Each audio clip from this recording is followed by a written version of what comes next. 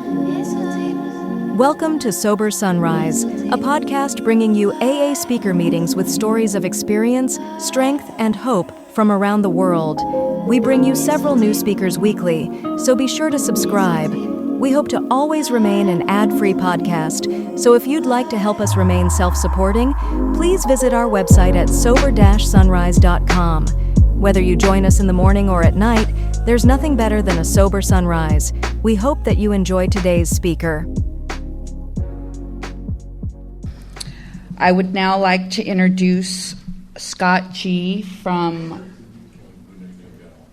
Laguna Niguel.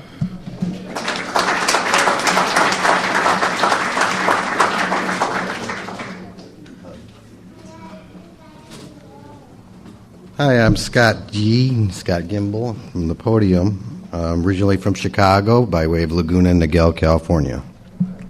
Hi. And I'm a recovered alcoholic on top of all that. And since I complied with the AA tradition of showing up in a suit and tie, I'm going to kind of just do this right here, let it all hang out. All right. I'm really humbled and grateful to be speaking here tonight, and thank you for asking me, Bob. It's just an honor and a pleasure, and it's about the top of my list on things that I want to be doing. Alcoholics Anonymous means everything to me. It saved my life, and the opportunity to share the message that I've learned just puts me on a real high, a real sober high, and I'll share a little bit about that with you. I'm originally from Chicago. I was sharing with one of the young men over there earlier that I'm from Rush Street, Chicago as well. I grew up there in the red light district, and I got here in December of 1985. I was on geographical from Chicago to California because I thought you guys had clean living out here and, get away from the other substances, which I'll stick to alcoholism because you guys I didn't know that you had that kind of thing out here. I wouldn't have ordered all that stuff from back there then. And thank God for FedEx, But, when I always go to new groups, groups that I just visit, the old-timers, they look like newcomers, and the newcomers, they look like old-timers, so I don't know who to buddy up with, because I'm always chasing the newcomer down. I want to see the newcomer, and I want to get their name, and I want to take names and see if I can carry the message. Like I said, I got sober in December 1985 on a geographical. My father introduced me to the program Alcoholics Anonymous when I was 11 years old, as he was a recovered alcoholic.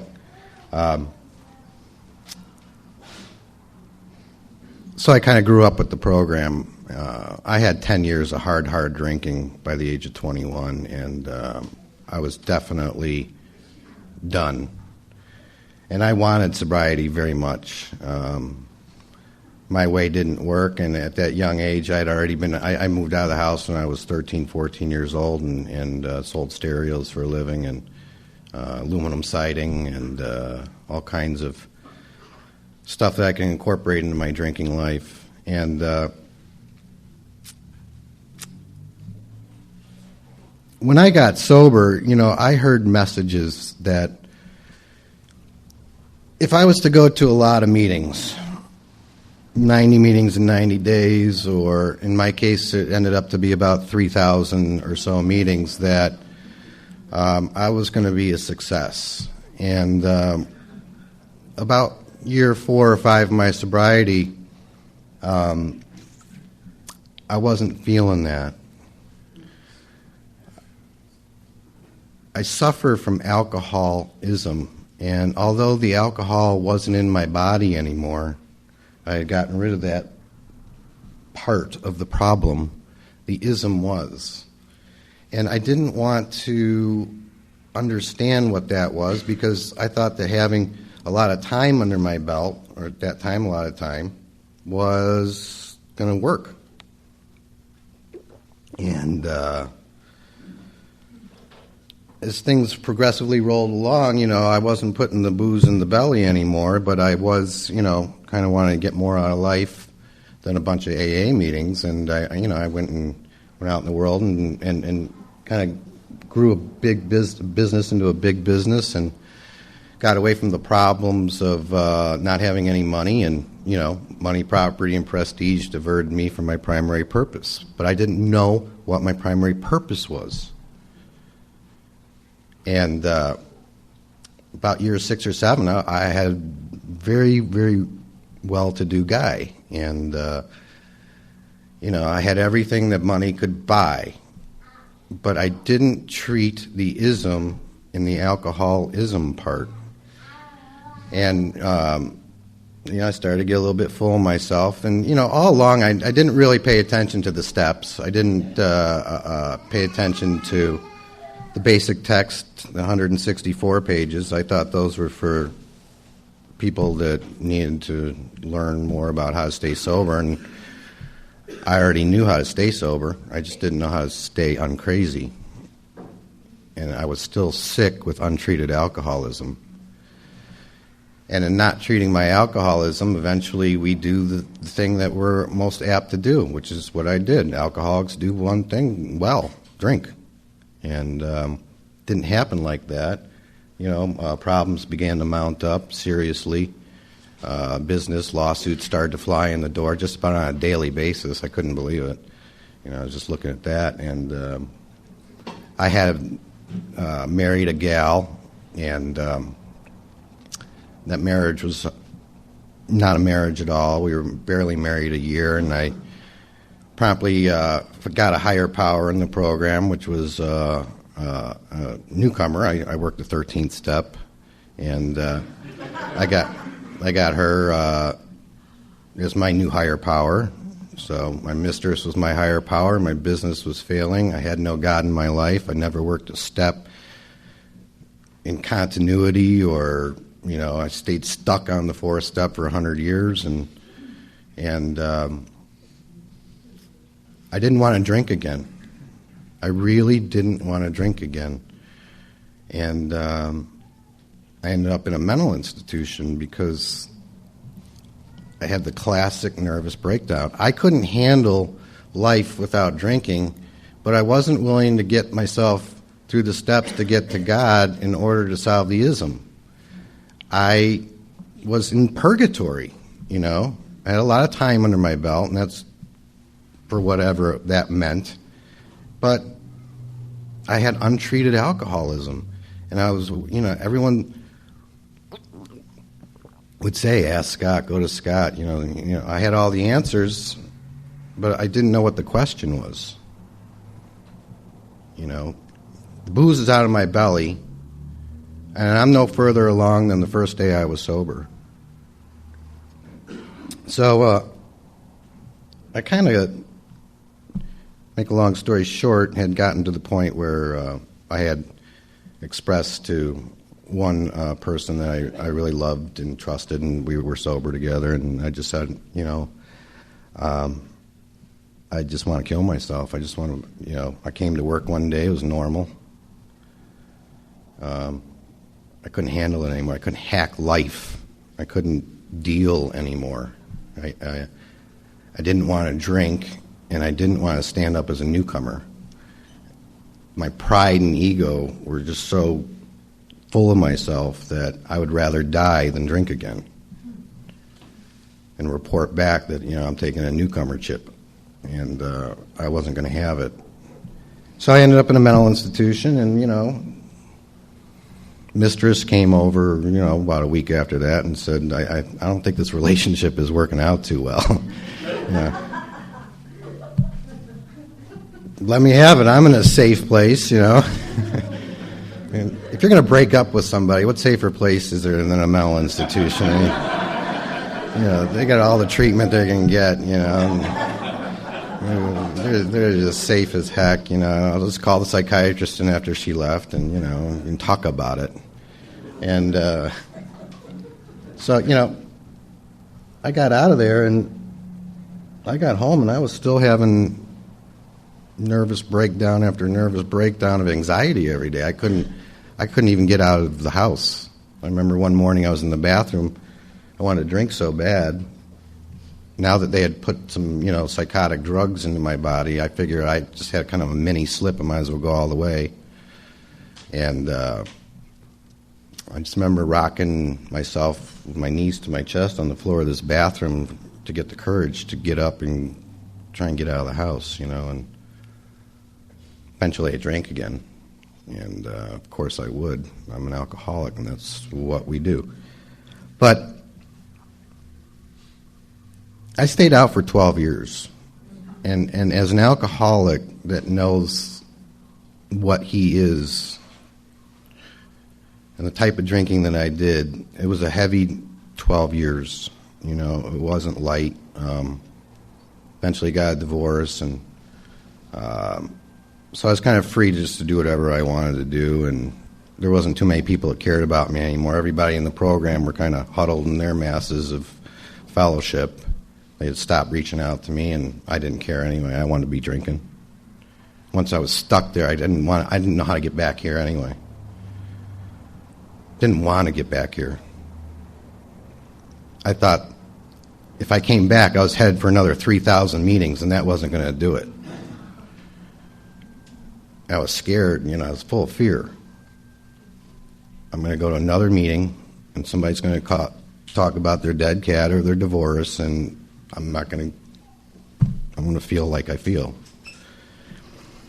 So eventually, it really started to catch up with me to an implosion level of alcoholism and addiction as well. And I had met my wife in 1998, and I remember when we got together.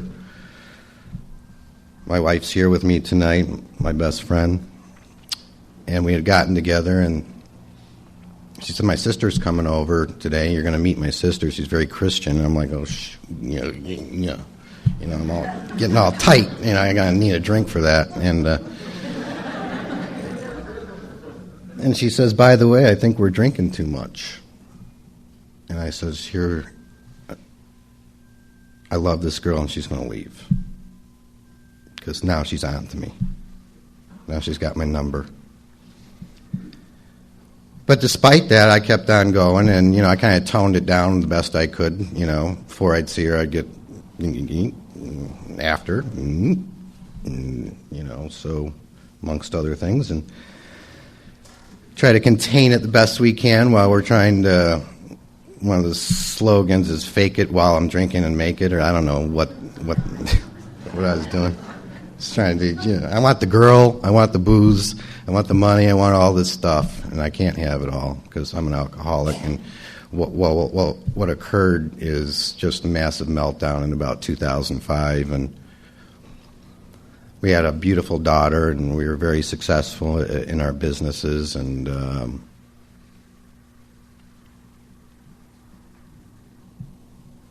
my wife wanted to have another baby. We went out to dinner on this conversation, and I said, "Can't do it.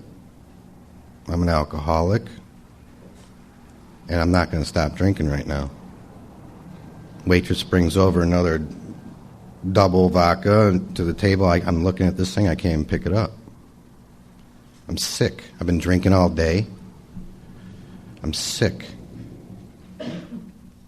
Now, self-centered and selfish, isn't that what we are when we're doing our thing? And even when we get a little bit sober, because we haven't gotten through these steps yet. And I had been working with a guy, or talking to a guy that I grew up with from Dallas, Texas, who today is my sponsor. And I drank into another 2 years until 2007. In October of 2007, when everything started to hit me hard, and I was just tearing up everybody around me, and I was in the bathroom at work one day, and half my body seized up, from being loaded on everything.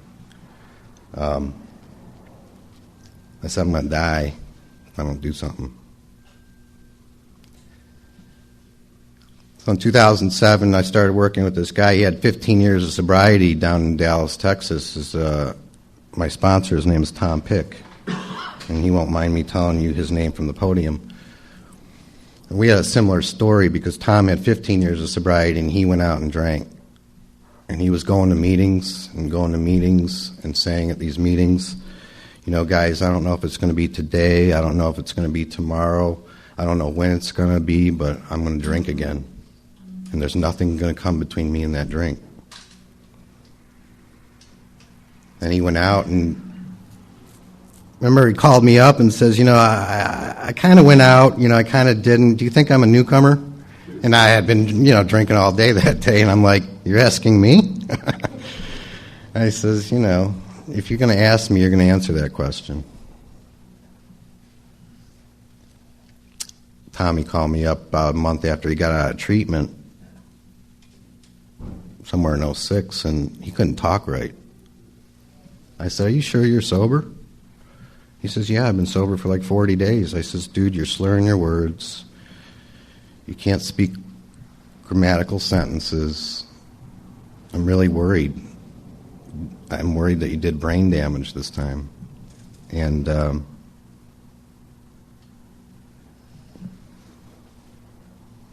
couple months after that, we talked again, and he was getting better quickly. So kind of the seed was planted of who I could call if I decided that I ever wanted this thing again. And I did.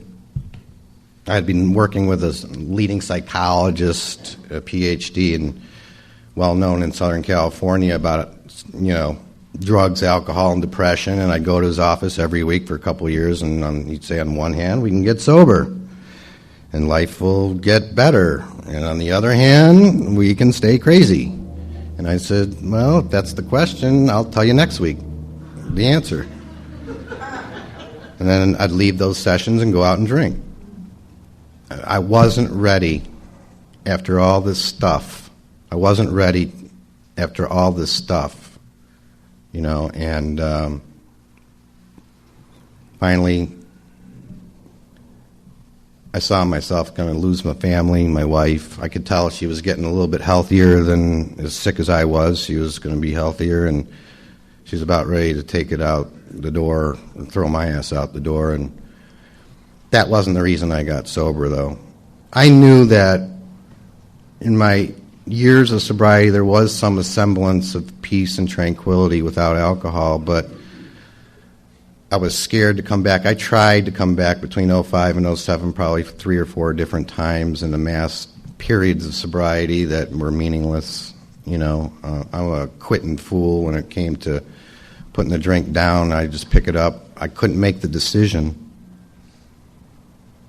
You know, page 24 talks about we lost the power of choice in drinking. I didn't understand the very basic thing in the first step of our book, that I was incapable of making the decision to put alcohol down. That I was incapable of having the choice. The choice left me long before the alcoholism started. The drinking alcoholism. I had no choice. I would swear off every day. Every day I swore off in the morning when I'd be in the shower. I'd swear off, today I'm not drinking. And I'd be drunk by noon, 2 o'clock. Sure as hell I'd come back into the office and everyone would just kind of part ways like the Red Sea because they knew, you know, here he is and he's drunk. I remember one of my employees, you know, we like to play God when we're drinking, and I decided that I'm going to go back and fire her, and she says, you can't fire me, you an alcoholic. And I said, I'm still the boss. As crazy as it was, you know, and you know, you could call it high functioning, low functioning. My bottom was deep and low, and I wasn't too sure about that bottom when I was 21, although the stories, the war stories, which I don't tell from the podium. I tell those one-on-one when I'm sponsoring somebody or somebody wants to hear about my experience with alcohol. It was deep enough. I am just amazed that I survived all these years with half a brain intact. And so when I decided that I was done for good and all, they kind of formulated some kind of intervention on me, which would have been the second one in my life. And you know how they all have the letters waiting for you, and you're going to enter the room like on TV, and you know they're all going to read to you how they want you to be sober, and because you can't scare me into getting sober. You can't scare me into sobriety, and it wasn't going to happen. So I let him off the hook because I was done. I came back from that psychologist session, and he says, where you're headed now is back to the office. I said, yeah. He says, there's a group of people waiting for you over there. I said, great. So they started in on it. You know, my wife was there too, and she was in tears, and of course she's always in tears. You could tell a funny joke, she's going to laugh. Here she is, she's crying right now. And my partner says to me, he says something like, you know, I smoke marijuana every day, why can't you control this, you know? And my best friend says to me, you know, hey, you know, you need a 30-day treatment, you know, and I was like, guys, I'm done, let's go. Take me to jail, you know. I needed a medical detox, and when I was there, I had talked to my sponsor, who's still my sponsor today, and he says, you just go along with this deal, you get the medical detox that you need, because I was going to shake and bake. There were other substances that I was doing, and it was going to be a madness, and I was ready, because I was done, and, you know, I got to treatment, and my 6-year-old daughter,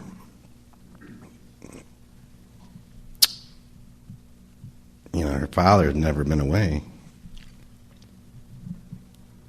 It was the same little angel that a week before I got into treatment,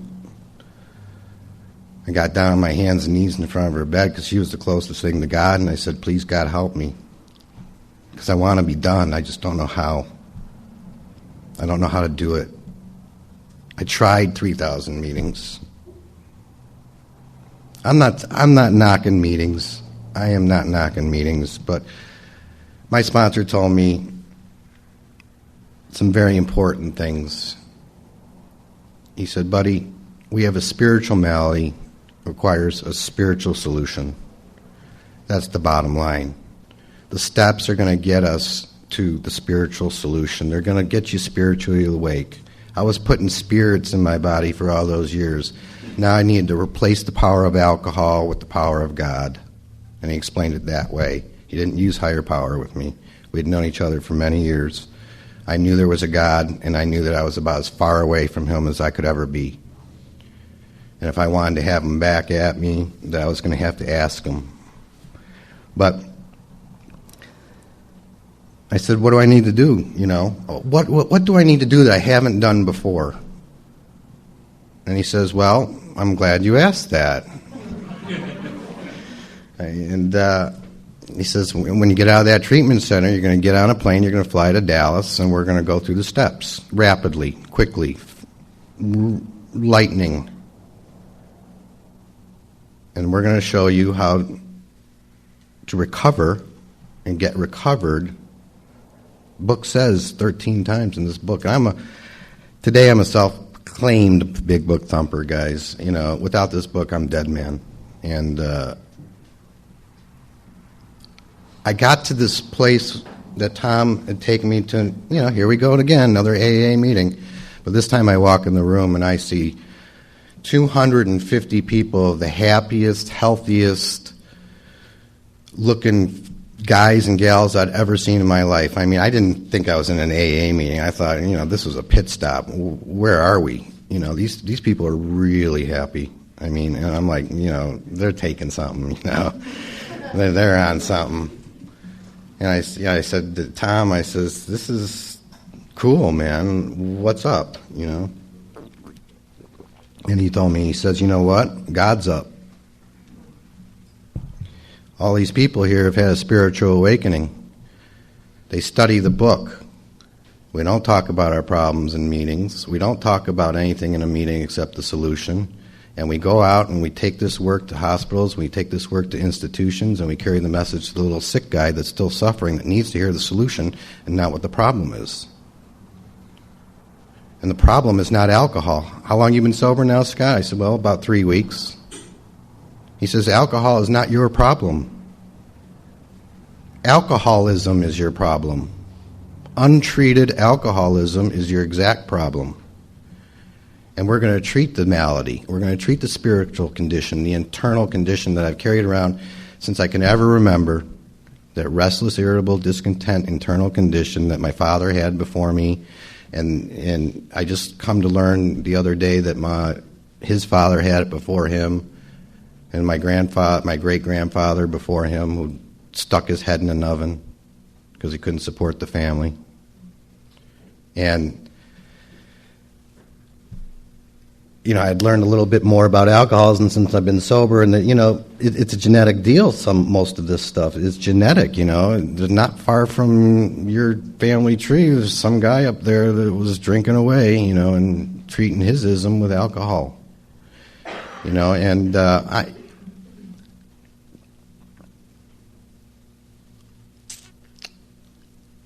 I was scared about the God thing. I was terrified, because what if he had done his time with me and I ran out of God energy focus on me? What if he's going to take the other guy, I didn't know. I was just full of fear, and we worked the steps fast, 1 to 9, 3 days. 3 days. And, it was night and day, really. And it was easy. The first 2 steps were questions for me. They were easy questions to answer. Am I powerless over alcohol? Heck yeah. Is my life unmanageable? Absolutely. When I put the stuff into my gut, I change. I don't drink normal. I don't understand normies. Half a glass and they can be done. That is just insanity to me. Some of you are laughing. It's insanity to you too. You're going to finish that glass and you're going to finish somebody else's glass. I know it. I did it 1,000 times. You ain't going to finish that drink? What are you doing? Came to believe power greater than myself could restore me to sanity. And Tom explained that it's not the insanity that after you put the drink in your body, the behavior that I did. It's the insanity, the definite obsession that I couldn't get rid of. The over and over obsession. Nobody obsesses about alcohol except, in my book says, the real alcoholic. The book talks about the moderate drinker. The guy gets, he can put it down. Wife says, quit drinking, or, no nookie. He's putting that drink down, buddy. He's, cool. Then the hard drinker who gets, maybe he's got some problems headed at him, DUI and stuff, and, he drinks hard, but he can put it down. He can stop, given sufficient reason. He can stop drinking. And then there's the real alcoholic. That guy was me. It doesn't matter what the reason is. I can't have a reason because it's not going to work out. I can't make the decision. I can't decide today I'm not going to drink because that doesn't work out. It doesn't matter if my wife's going to leave me or my child is headed to grow up in another alcoholic household. That's not going to work out. The real alcoholic, which I am, has one solution, which was the spiritual malady and the spiritual solution to the malady. So we went through these steps, and it was easy. It was easy, I didn't have a lot of stuff that was unburied. I wanted to get it all done. 10, 11, and 12 are the bitch. Staying sober and taking the personal inventory every day. I sit on the edge of the bed, or when my wife is kind of fading out, I'll pick up my mental handbook and go, okay, who'd you harm today? How angry did you get, and who do you owe amends to? But my primary purpose is like the fifth tradition, to carry the message to the alcoholic who still suffers. Without that in my life today, I'm done. I can't stay sober. Not for a minute. If I'm not, my intention isn't to find the alcoholic who wants help. I'm not doing the work that I'm supposed to be doing in the 12th step. Having had a spiritual awakening, and I was awake, because I had lost the obsession to drink after I went through those steps. The obsession left me, and I don't know when it was. I know it was about 10, 15 days after I got back from Dallas, totally. I wasn't thinking about drinking anymore. I wasn't thinking about anything anymore other than following directions. These men and women, there's a lineage in Dallas. My home group is a primary purpose group of Laguna Niguel. And there's a strong lineage that exists in the primary purpose group of my sponsor, and then his sponsor Myers, and his sponsor Cliff, and Cliff to Joe McHugh, and then somewhere right there is Dr. Bob, one or two away. And these guys are all staying sober, and they're happy, joyous, and free. And I wanted that. I don't want to be obsessed about alcohol anymore. I don't want to think about alcohol anymore. I want to be free. I want to be happy without alcohol. Can it be possible? And it was. You know, my business started to fail badly when I got sober, guys. I mean, it was just it was like downhill. I'm like, okay, I get sober and you punish me, you know, here we go down, you know, I'm going to lose everything. And I'm taking new guys into the office, and I'm shutting my door. I'm getting them out of meetings, and I'm shutting my door, and I'm going over steps. Boom, 1, 2, 3, 4. Let's go. That fast, because my sponsor says, you know, I'll call him up and, you know, I'll say, I got this going, I got that going. And he'll say to me, did you talk to God about it before you called me? I'll lie. Yeah. Sure did. You know, God didn't tell me anything. What do you got? You know. And okay. Next, here's what I want you to do. Go down to that treatment center. It's about 4 blocks from your house, and find out. You can go upstairs and get a newcomer to work with. You know, I earmarked this page. I carry this book everywhere with me, the basic text. And, you know,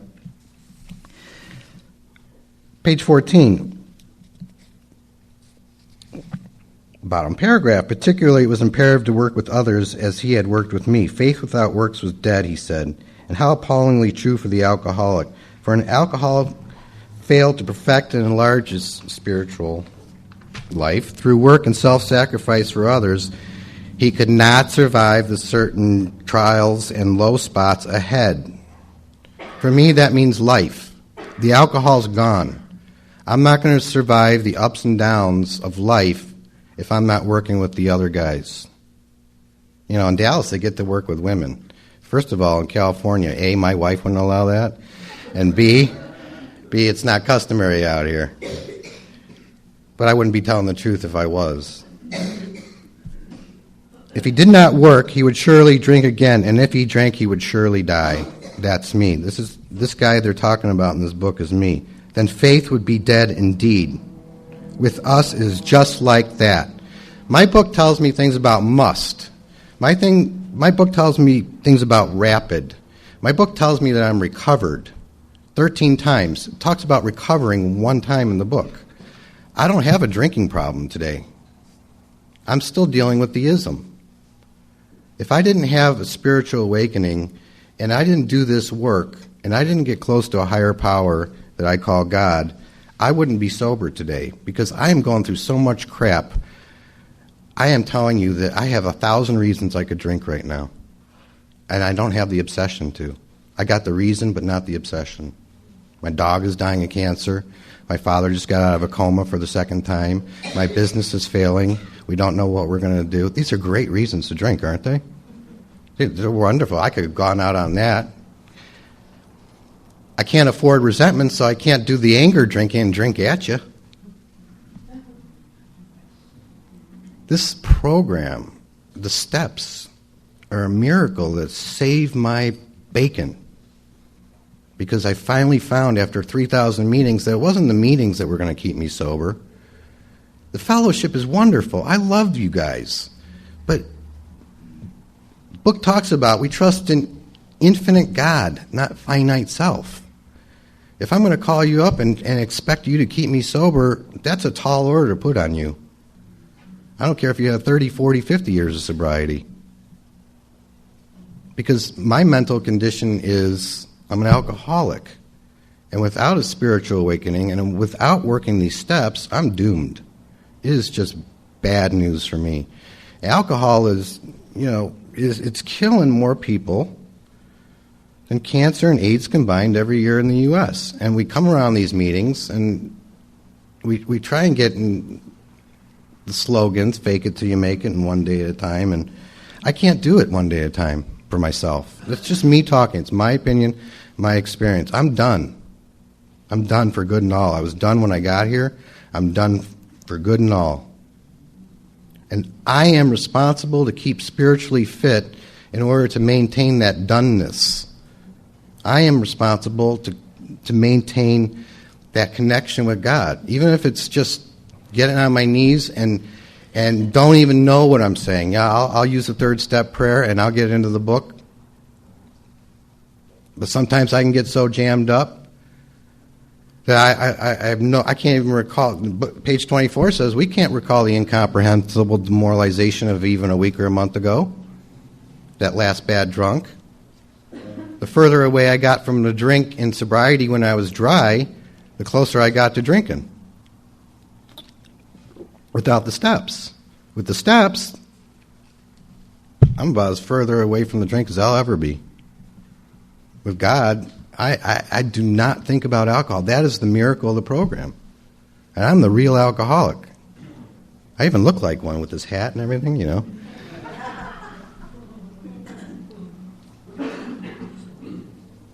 The miracle for me is the fact that I can come home today and the dog is happy to see me and the kids are happy to see me and my wife is happy to see me, other than storming through the door when I was a drunk. And no one wants to be around that. And they're scared of Dad. The miracle for me today is the fact that I can get a hold of new guys and get them through the steps rapidly and watch them recover. The first 100 worked these steps in rapid fashion. And they didn't even have most of them. They had 6 of them. Bill failed miserably in his first 6 months trying to get guys sober. Bob had better successes. This was a trial and error. Many of people came before us that died from this, whether they died sober or they died drunk.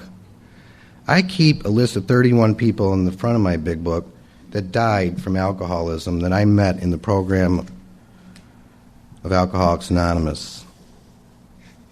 Most of them went out and drank again. These were people that had been sober either short or long amounts of time, up to 25 years in one case. Without the psychic change, guys, and without the program Alcoholics Anonymous, and without the steps, and without a higher power, there is no solution. The book says that we have to live the spiritual life. It's not a theory.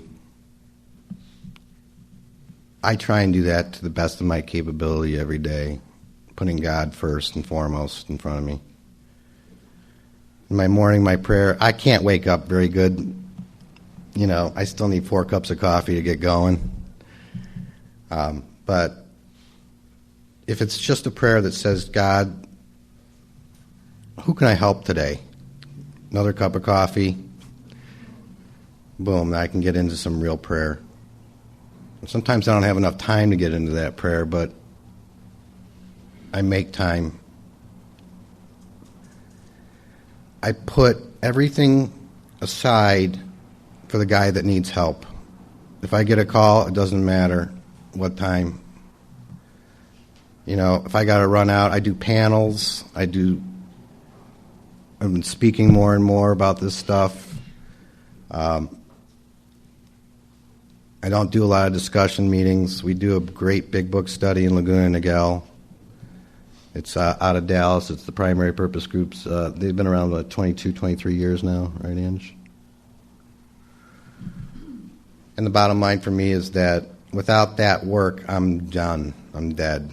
I'm dead man. So I will sacrifice anything and everything I can in order to get to carry this message to the alcoholic who still suffers, and to those that want to get through the steps and not stay in the meetings, and those that think that they don't have a connection with God can have one, or higher power can have one through working the steps. I appreciate you giving me the opportunity to speak tonight, and God bless you. Thank you for listening to Sober Sunrise. If you enjoyed today's episode, please give it a thumbs up, as it will help share the message. Until next time, have a great day.